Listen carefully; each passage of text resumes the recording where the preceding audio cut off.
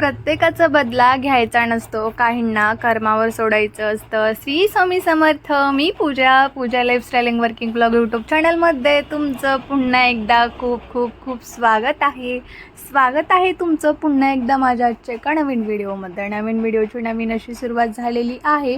आवाज तर खूप छान असा येत आहे आणि खूप हॅप्पी आहे असा आवाज येत आहे. पण हा व्हिडिओ जो आहे ना तो दसऱ्याच्या अगोदरचा आहे, पण तो काय मी एडिट केलेला नव्हता आणि त्यामुळे माझा मूड होता पूर्णपणे सॅड म्हटल्यापेक्षा इमोशनल पण म्हणता येईल किंवा खूप सारे नाव त्याला देता येईल, एक हॅपीनेसचं नाव सोडून.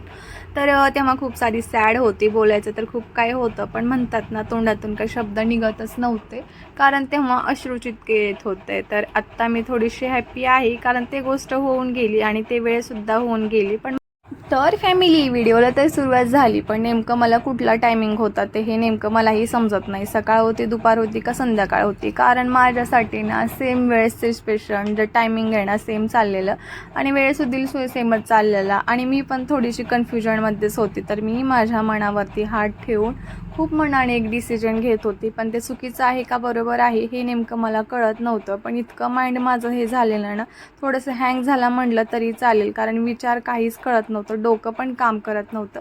तर रिलॅक्स मी आपल्या आईचं नाव घेतलं, म्हणजेच तुळजाभवानी, आई जगदंबा, जे काही सगळ्या देवी आहेत ना त्यांचं नाव घेतलं, सगळ्या गॉडचं नाव घेतलं.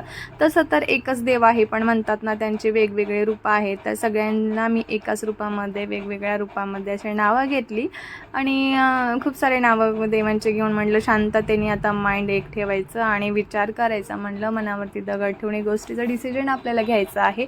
मन शांत ठेवून विचार करून मला एक डिसिजन घ्यायचं आहे. ते चुकीचं आहे का बरोबर आहे मला माहिती नाही आहे, पण आता डिसिजन घेतल्याशिवाय तर काहीच पर्याय नाही आहे. म्हणून शांत विचार करून मुठीमध्ये घेतली एक गोष्ट. म्हटलं हे गोष्ट सोडायची आहे का धरायची, एक डिसाईड करूया, स्वतःच्या मनाला विचारूया आणि मग ते गोष्ट आपण करूयात. तर घेतला माइंडमध्ये एक विषय आणि तो डिसाईड करून घेतला मी एक निर्णय.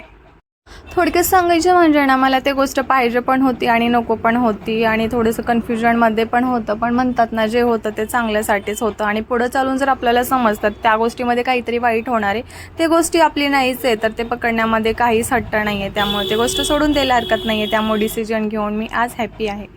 अहो फॅमिली, थोडक्यात सांगायचं म्हणजे एक घेतला होता ॲपल आणि तो मी कट केला आणि कट करण्याच्या अगोदर मला वाटलं होतं की तो खूप चांगला आहे, पण कट केल्यानंतर त्याचे अवगुण आणि काय म्हणतात ते सगळे गुण मला कळून आले. तरी मी त्याला ॲक्सेप्ट करत होते की बाबा तो खूप चांगला आहे आणि मी तुला खायचा जो भाग आहे तो खाऊन टाकेल, तरी त्या ॲपलला मला खाऊ द्यायचं नव्हतं. मग काय गेला डस्टबिनमध्ये भुर्र. तर व्हिडिओ खूप छोटासा झाला बरं का, त्यामुळे जास्त काय बोलता आलं नाही. भेटू नवीन व्हिडिओत.